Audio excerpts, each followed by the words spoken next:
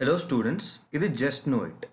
இந்த வீடியோவில் நம்ம ஆகஸ்ட் 18 2021 முதல் ஆகஸ்ட் 21 2021 வரை உள்ள கரண்ட் அஃபேர்ஸ் ரிலேட்டடான ப்ராக்டிஸ் கொஸ்டின் சால்வ் பண்ண போகிறோம்.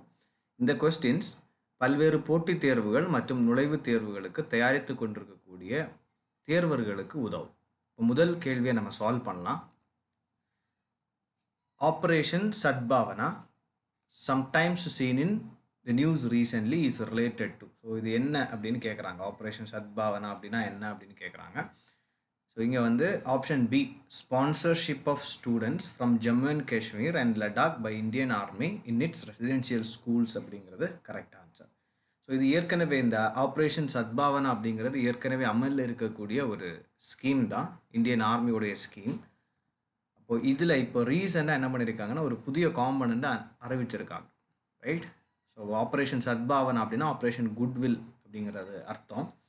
ஸோ இது எதுக்காக அப்படின்னா மக்களுக்கு இடையில், குறிப்பாக இந்த லடாக், ஜம்மு அண்ட் காஷ்மீர் இந்த ரெண்டு யூனியன் பிரதேசங்களிலும் இருக்கக்கூடிய மக்கள் மற்றும் அங்கே இருக்கக்கூடிய இந்தியன் ஆர்மி, ஸோ இது ரெண்டுக்கு இடையில் ஒரு நல்லெண்ணத்தை உருவாக்குறதுக்கு, மக்களுக்கு மத்தியில் ஆர்மி பற்றி ஒரு நல்லெண்ணத்தை உருவாக்குறதுக்கான ஒரு சில ஸ்கீம்ஸை வந்து அவங்க இம்ப்ளிமெண்ட் பண்ணுறாங்க. ஓகே, ஸோ இன்ஃப்ராஸ்ட்ரக்சர் டெவலப் பண்ணுறது, எஜுகேஷன் ப்ரொவைட் பண்ணுறது, இந்த மாதிரியான விஷயங்களை வந்து பண்ணுறாங்க. ஸோ அதில் இப்போ ரீசெண்டாக என்ன பண்ணியிருக்காங்க அப்படின்னா ஒரு 110 மாணவர்களை வந்து அவங்க தேர்ந்தெடுக்க போகிறாங்க, ஸ்பான்சர் பண்ண போகிறாங்க அவங்களுடைய கல்விக்கு. இந்தியன் ஆர்மி அவங்களுடைய ரெசிடென்ஷியல் பப்ளிக் ஸ்கூல்ஸ்லேயும் அதே மாதிரி இந்தியா முழுவதும் உள்ள எஜுகேஷன் இன்ஸ்டிடியூஷன், ஸோ உயர்கல்வி நிறுவனங்களில் பயில்வதற்காகவும் ஸோ மாணவர்கள் முன் வந்தாங்க அப்படின்னா எலிஜிபிளான ஸ்டூடெண்ட்ஸுக்கு வந்து அவங்களே ஸ்பான்சர் பண்ணுவாங்க. ஆர்மியை வந்து அவங்கள படிக்க வைக்கிற மாதிரியான ஒரு ஸ்கீமை வந்து அனௌன்ஸ் பண்ணியிருக்காங்க. ஓகே, ஸோ இது இந்த அகாடமிக்கல் இயருக்கு வந்து டைரெக்டாக அவங்க வந்து அப்ளிகன்ஸை வந்து தேர்வு பண்ண போகிறாங்க. ஸோ அடுத்த வருஷத்துலேருந்து அடுத்த அகாடமிக்கல் இயர்லேருந்து ஒரு ஸ்பெஷல் அட்மிஷன் டெஸ்ட் இருக்கும் அப்படின்னு அனௌன்ஸ் பண்ணியிருக்காங்க. ஓகே, ஸோ இது வந்து அது நான் இந்த ரீசெண்ட் இந்த அனௌன்ஸ்மெண்ட்னால இந்த ஆப்ரேஷன் சத்பாவனா நியூஸில் இருந்தது. அடுத்த கொஸ்டின் நம்ம பார்க்கலாம். Which of the following statements is are correct regarding foreigner tribunals? So foreigner ட்ரிபியூனல்ஸை பற்றி சரியான ஸ்டேட்மெண்ட்ஸ் எது அப்படிங்கிறத நம்ம கண்டுபிடிக்கணும்.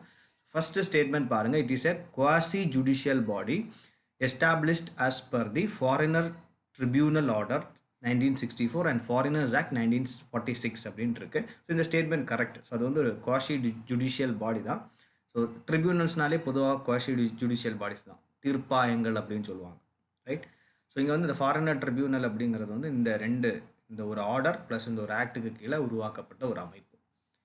So second statement, it is set up by the chief justice of the high court of a particular state. So ஒரு குறிப்பிட்ட மாநிலத்தில் அந்த மாநிலத்தினுடைய உயர்நீதிமன்றத்தினுடைய தலைமை நீதிபதியால் ஏற்படுத்தப்படணும் அப்படின்னு இந்த ஸ்டேட்மெண்ட் சொல்லுது.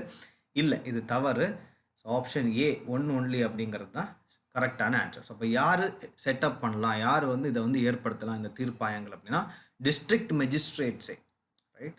ஸோ டிஸ்ட்ரிக்ட் கலெக்டர்ஸே வந்து அவங்க செட்டப் பண்ணலாம் இந்த ட்ரிபியூனல்ஸை. Ministry of home affairs has empowered district magistrates in all states and union territories to set up tribunals, right?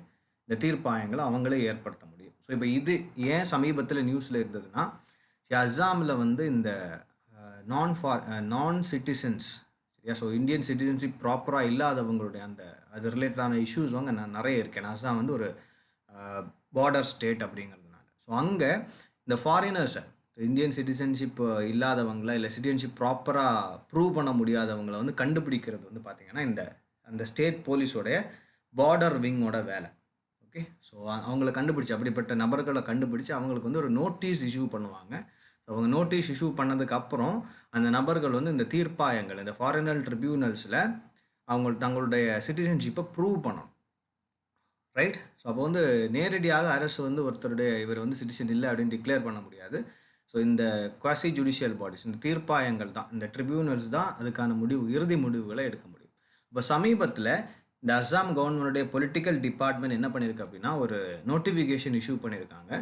So நீங்கள் வந்து கூர்காஸை வந்து என்ன பண்ணாதீங்க அப்படின்னா கூர்காஸ் ரிலேட்டடான கேசஸை வந்து ஃபாரின் ட்ரிபியூனல்ஸுக்கு வந்து ஃபார்வர்ட் பண்ணாதீங்க அப்படின்னு சொல்லி இது ஒரு நோட்டிஃபிகேஷன் இஷ்யூ பண்ணியிருக்காங்க, ஒரு ஆர்டர் மாதிரி இஷ்யூ பண்ணியிருக்காங்க. ஸோ இது ஏன் அப்படின்னா, கூர்காஸ் வந்து 5 லட்சத்துக்கு மேலே இருக்கிறாங்க அஸ்ஸாமில், ரைட்? 5 lakhs மேலே இருக்கிறாங்க அஸ்ஸாமில் லாஸ்ட் 2011 சென்சஸ் படி. அதில் மோர் தென் 22,000 கூர்காஸ் வந்து அவங்களுக்கு ப்ராப்பரான சிட்டிசன்ஷிப் ப்ரூஃப் இல்லை, ரைட். ஸோ அப்போ அவங்க எல்லாருமே வந்து இந்த ஃபாரினர் ட்ரிபியூனலில் வந்து ஃபேஸ் பண்ண வேண்டியிருக்கும்.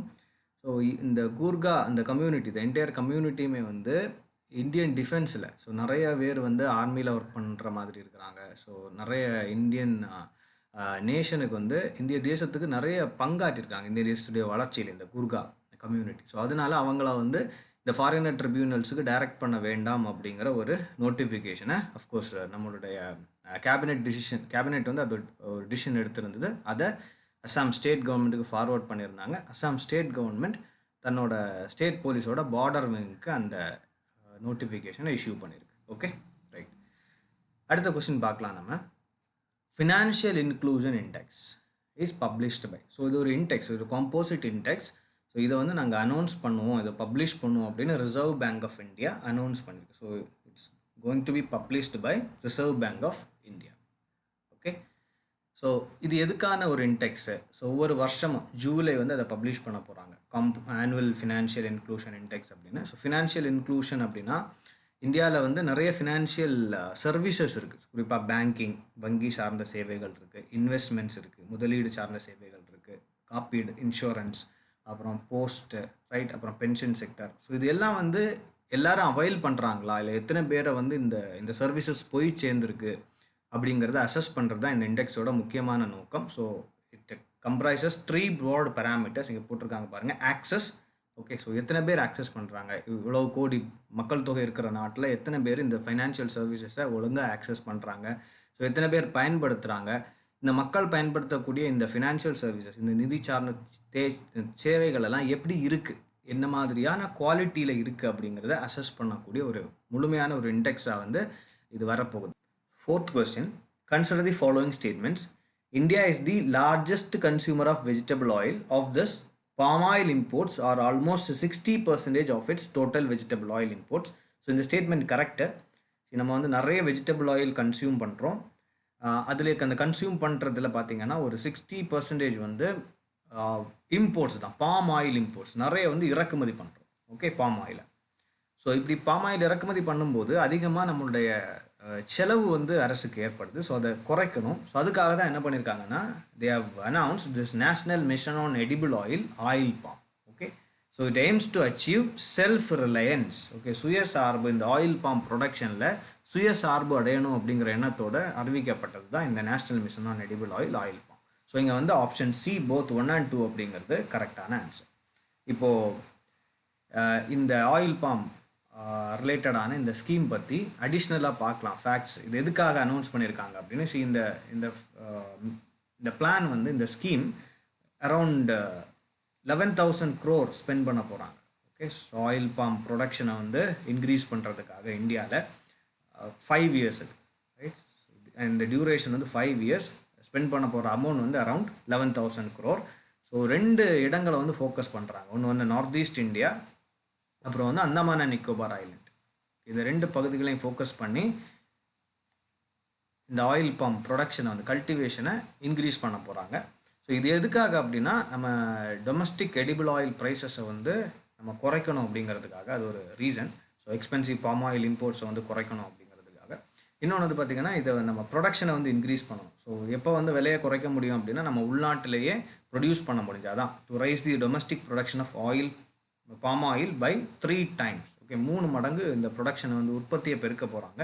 அதே மாதிரி area under oil palm cultivation. So இந்த ஆயில் பாம் கல்டிவேட் பண்ணக்கூடிய அந்த விவசாய நிலப்பரப்பை வந்து இன்க்ரீஸ் பண்ண போகிறாங்க. ஸோ அதுக்காக தான் இந்த 2 பகுதிகளை வந்து அவங்க தேர்ந்தெடுத்துருக்காங்க, north east India and Andaman Nicobar islands. Okay, so இது சார்ந்த ஒரு அறிவிப்பு வந்து நியூஸில் இருந்தது, அதனால தான் இந்த கொஸ்டின் இங்கே இருக்குது. ஓகே, அடுத்த கொஸ்டின் பார்க்கலாம். Intended nationally determined contributions is related to which among the following? So in the intended nationally determined contribution, it's related to United Nations Framework Convention on Climate Change. Okay, so அப்போது இது என்ன அப்படின்னு பார்க்கலாம். நீங்கள் படிச்சிருப்பீங்க, இந்த united Nations framework convention on climate change உலக அளவில் இருக்கக்கூடிய ஒரு காலநிலை மாற்றம் சார்ந்த ஒரு ஒப்பந்தம். இது மிக முக்கியமான ஒப்பந்தம். இந்த ஒப்பந்தத்துக்கு கீழே ஒரு அக்ரிமெண்ட் போட்டிருக்காங்க, ரைட். ஸோ அது வந்து 2016 இந்த பாரிஸ் அக்ரிமெண்ட் வந்து 2016 அமலுக்கு வந்தது. இந்த ஒப்பந்தத்துக்கு கீழே என்ன சொல்லியிருக்காங்க அப்படின்னா, ஒவ்வொரு நாடும் தாங்கள் வந்து என்ன செய்வோம், காலநிலை மாற்றத்தை வந்து எதிர்கொள்வதற்கு தாங்கள் என்ன செய்வாங்க அப்படின்னு சொல்லி ஒவ்வொரு நாடு வந்து உறுதி அளிச்சிருக்காங்க. தாங்கள் வந்து என்ன கான்ட்ரிபியூட் பண்ணும், ஸோ அதான் கான்ட்ரிபியூஷன் அப்படின்னு சொல்கிறாங்க. ஸோ ஒவ்வொரு நாடும் தான் என்ன கான்ட்ரிபியூட் பண்ணும், ஸோ எமிஷன் லெவல்ஸ் வந்து குறைக்கிறது, அப்புறம் வந்து பார்த்திங்கன்னா அதிகமாக வந்து ட்ரீ கவரை இது பண்ணுறது, இன்க்ரீஸ் பண்ணுறது, அப்புறம் வந்து நான் ரினியூவபிள் ரிசோர்ஸஸ், சோலார், விண்டு மாதிரியான இந்த புதுப்பிக்கத்தக்க எரிசக்திக்கு வந்து மாறுறது, இப்படிப்பட்ட விஷயங்களை வந்து ப்ராமிஸ் பண்ணியிருக்காங்க. ஸோ இது வந்து it's not binding, they are non binding national plans. Okay, they are non-binding national plans highlighting climate actions as a contribution to achieve the global target set out in the Paris Agreement. இது எதுக்காக அப்படின்னா to tackle climate change. So இப்போ இந்தியாவும் பார்த்தீங்கன்னா இந்த ஐஎன்டிசிஸை முன் வச்சிருந்தது. Okay, based on this Paris agreement அடிப்படையில் இந்த ஐஎன்டிசிஸில் முன் வச்சிருந்தது. ஸோ அதில் சில ஐஎன்டிசிஸ் வந்து பார்த்தீங்கன்னா உதாரணத்துக்கு வந்து நம்ம கார்பன் எமிஷன்ஸை வந்து குறைக்க போகிறோம். ஓகே, ஸோ அரௌண்ட் 35% வந்து 2030 வரும்போது ஒரு 35% நம்ம குறைப்போம் அப்படின்னு சொல்லியிருக்கிறோம். அப்புறம் பார்த்திங்கன்னா நான் ஃபாசில் பேஸ்டு எனர்ஜி அதை வந்து நம்ம இன்க்ரீஸ் பண்ணுவோம் அப்படின்னு சொல்லியிருக்கிறோம். ஓகே, ஸோ புதை படிவம் இல்லாத மாற்று ஆற்றல் சார்ந்த வளங்களை வந்து நம்ம பெருக்குவோம் அப்படின்னு சொல்லியிருக்கிறோம் பை 40%. அப்புறம் வந்து பார்த்திங்கன்னா ஃபாரஸ்ட் கவரை இன்க்ரீஸ் பண்ணுவோம் அப்படின்னு சொல்லியிருக்கிறோம் பை 2030. அதே மாதிரி 450 gigawatt of renewable energy, solar, wind மாதிரியான ரினியூவபிள் எனர்ஜி ரிசோர்ஸஸை வந்து அதோடைய கெப்பாசிட்டி இன்க்ரீஸ் பண்ணுவோம் பை அரௌண்ட் 450 ஜிகாவாட் அப்படின்னு ப்ராமிஸ் பண்ணியிருக்கிறோம். ஸோ இப்படி வந்து நிறைய நம்மளும் கான்ட்ரிபியூட் பண்ணுவோம் அப்படின்னு சொல்லியிருக்கிறோம். ஸோ இது எந்த லெவலில் இருக்குது, இந்த கான்ட்ரிபியூஷன்ஸ் எதை நோக்கி நம்ம போயிட்டுருக்குறோம் அப்படி மாதிரியான ஒரு டிஸ்கஷன் சமீபத்தில் நடந்தது. இந்த யூஎன்எஃப்சிசியுடைய கான்ஃபரன்ஸ் ஆஃப் பார்ட்டிஸ் COP26 வந்து கிளாஸ்கோவில் நடக்க போகுது டிசம்பரில். ஸோ அதனுடைய முன்னோட்டமாக நிறைய மீட்டிங்ஸ் நடக்குது இந்தியாவில். ஸோ இதனுடைய பிரசிடென்ட் டெசக்னேட்டாக இருக்கிறவர், இந்தியன் பிரசிடென்ட் டெசக்னேட்டாக இருக்கிறவர் அலோக் சர்மா. அவர் வந்து ரீசென்ட்லி ஒரு என்விரான்மெண்ட் மினிஸ்ட்ரிக்கு கூட ஒரு மீட்டிங் ஹோஸ்ட் பண்ணியிருந்தார். அப்போது வந்து இந்தியா எப்படி பெர்ஃபார்ம் பண்ணியிருக்குது இந்த என்டிசிஸில் அப்படின்னு சொல்லி ஒரு நியூஸ் ரிப்போர்ட் வந்து நியூஸில் இருக்குது. That's why this question is here. Okay, அடுத்து பாருங்கள். With reference to unite aware platform, consider the following statements. So it is launched by India in collaboration with United Nations. So இது correct, right? அடுத்த statement பாருங்க. It aims to deploy United Nations peacekeeping mission to deal with the crisis in Afghanistan. So இந்த statement என்ன சொல்லுதுன்னா, ஐக்கிய நாடுகளுடைய அந்த அமைதிப்படை அப்படின்னு ஒன்று வச்சுருக்காங்க, piece keeping mission, piece keeping force. Okay, so நிறைய நாடுகள், ஐக்கிய நாடுகள் சபையினுடைய உறுப்பினராகக்கூடிய நாடுகள் வந்து ஒன்று சேர்ந்து ஒரு அமைப்பை வந்து உருவாக்கியிருக்கிறாங்க. அதான் UN piece keeping force. Okay, so அதை வந்து இங்கே வந்து டிப்ளாய் பண்ண போகிறாங்க. ஆப்கானிஸ்தானில் அமைதியை நிலைநாட்ட வந்து இவங்களை கொண்டு அங்கே டிப்ளாய் பண்ண போகிறாங்க அப்படின்னு இந்த ஸ்டேட்மெண்ட் சொல்லுது இல்லை. ஸோ இந்த யுனைட் அவேர் பிளாட்ஃபார்முங்கிறது அது இல்லை, ரைட்? ஸோ இப்போ இங்கே வந்து ஆப்ஷன் A 1 only அப்படிங்கிறது தான் கரெக்டான ஆன்சர். ஸோ இது என்ன ஆக்சுவலாக அப்படின்னு பார்க்கலாம். இந்த யுனைட் அவேர் பிளாட்ஃபார்ம் அப்படிங்கிறது என்ன அப்படிங்கிறத பார்க்கலாம். So correct answer 1 only. So ஆக்சுவலாக இந்த யுனைட் அவேர் அப்படிங்கிறது வந்து ஒரு technology platform. Okay, it's a mobile tech platform developed by India தான் அதை ஃபண்ட் பண்ணி with the partnership of this two authorities, UN Department of Peacekeeping Operations and the Department of Operational Support. இந்த ரெண்டு அமைப்பினுடைய உதவியோட அதை வந்து டெவலப் பண்ணியிருக்காங்க. ஸோ இதோடைய நோக்கம் என்ன அப்படின்னா, இந்த united nations peace keeping force, UNPKF, or இவங்களை வந்து ப்ளூ பேரட்ஸ் அப்படின்னு சொல்லுவாங்க, ஓகே, ஆர் ப்ளூ ஹெல்மெட்ஸ் அப்படின்னு சொல்லுவாங்க. ஸோ இவங்க வந்து அமைதியை நிலைநாட்டுவதற்காக ஸோ ரொம்ப கான்ஃப்ளிக்ட் ரிடன் கண்ட்ரீஸில் வந்து இவங்களை டிப்ளாய் பண்ணுவாங்க. இவங்களுடைய வேலை வந்து அந்த பகுதியில் வந்து அமைதியை நிலைநாட்டுற, அமைதியை கொண்டு வர்றது. ஓகே, ஸோ இவங்க வந்து ஆர்மிலேருந்து இருப்பாங்க, போலீஸ் பர்சனல் இருப்பாங்க, சிவிலியன் அத்தாரிட்டிஸ் இருப்பாங்க. ஸோ எல்லாரையும் உள்ளடக்கிறது தான் இந்த united nations peace keeping force. So அவங்களுக்கு வந்து அவங்க எந்தெந்த நாட்டில் டிப்ளாய் பண்ணப்பட்டிருக்காங்களோ அந்த நாட்டில் இருக்கக்கூடிய நிலப்பரப்பு சார்ந்த இன்ஃபர்மேஷனை கொடுக்குறது, ரைட்? ஏன்னா வந்து தீவிரவாத குழுக்கள் செயல்படக்கூடிய நிலப்பரப்பில் அவங்க இது பண்ணுவாங்க, ரைட்? ஸோ அவங்க ஃபங்க்ஷன் பண்ணுவாங்க. ஸோ அந்த மாதிரியான சூழல்களில் அவங்களுக்கு சேஃப்டியை அஷ்யூர் பண்ணுறதுக்காக டெக்னாலஜி பேஸ்ட் ஒரு சொல்யூஷன் தான் இந்த unite aware. 7th question, Hazaras are ethnic people native to which country அப்படின்னு இருக்கு. ஸோ இங்கே வந்து ஆப்கானிஸ்தான் அப்படிங்கிறது தான் கரெக்டான ஆன்சர். ஸோ யார் இந்த ஹசாராஸ்? ஸோ ஹசாராஸுங்கிறது யாருன்னா, they are an ethnic minority group இன் ஆப்கானிஸ்தான். ஒரு சிறுபான்மையின இனம் அவங்க. ஸோ அவங்க வந்து ரொம்ப அடக்குமுறை சந்திக்கக்கூடிய ஒரு இனம். ஸோ இப்போது தாலிபான்கள் வந்து திரும்பவும் அங்கே ஆப்கானிஸ்தானை வந்து ஆக்கிரமிச்சிருக்கிறாங்க. ஸோ அதனால் அவங்களுக்கு இடையில் அந்த ஹசாராஸுக்கு பார்த்திங்கன்னா நிறைய இன்னும் அதிகமான அடக்குமுறை சந்திப்பாங்க அப்படிங்கிற பயம் வந்து அந்த அந்த இன மக்கள்கிட்ட வந்து இருக்குது. ஸோ இது ஏன் இந்த பிரச்சனை, ஸோ இந்த ஹசாராஸை வந்து ஏன் வந்து தாலிபான்ஸ் பர்சிக்யூட் பண்ணுறாங்கன்னா, தாலிபான்ஸ், இஸ்லாமிக் ஸ்டேட் போன்ற இந்த தீவிரவாத அமைப்புகளில் இருக்கக்கூடியவர்கள் வந்து அவங்க they belong to Sunni sect of Islam. Okay, so அவங்க சன்னி முஸ்லீம், சன்னி பிரிவை சேர்ந்தவர்கள் இஸ்லாமில். இந்த கசாரா இனத்தவர்கள் அப்படிங்கிறவங்க வந்து அவங்க ஷியா செக்டை சேர்ந்தவங்க. ஓகே, ஸோ அதனால தான் இது வந்து ஒரு மிக முக்கியமான பிரச்சனை அவங்களுக்கு இடையில். இன்னொன்று என்ன அப்படின்னு பார்த்தீங்கன்னா, இந்த ஹசாராஸ் வந்து they have different dialect also. So அவங்க பேசக்கூடிய மொழி கூட பார்த்திங்கன்னா வித்தியாசமானது, அவங்களுடைய தோற்றமும் வந்து வித்தியாசமானது. ஸோ அதனால் அவங்க வந்து அந்த மைய நீரோட்டத்திலேருந்து கொஞ்சம் வித்தியாசப்பட்டு இருக்கிறதுனால அவங்கள வந்து ரொம்ப அதிகமாக என்ன பண்ணுறாங்க, அவங்க அதிகமாக அந்த ஆப்கானிஸ்தானில் அடக்குமுறைக்கும் ஒதுக்குதலுக்கும் உள்ளாகக்கூடிய ஒரு கம்யூனிட்டியாக இருக்கிறாங்க. ரைட், அடுத்த கேள்வி, consider the following statements about Neelakurinji. Neelakurinji அப்படின்னா என்ன?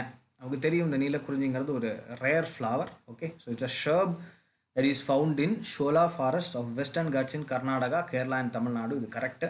ரைட், செகண்ட் ஸ்டேட்மெண்ட் பாருங்க, the Nilgiris which mean blue mountain got its name from purplish blue flower of Neelakurinji. So இதுவும் கரெக்ட் தான். So option C both 1 and 2 is the correct answer.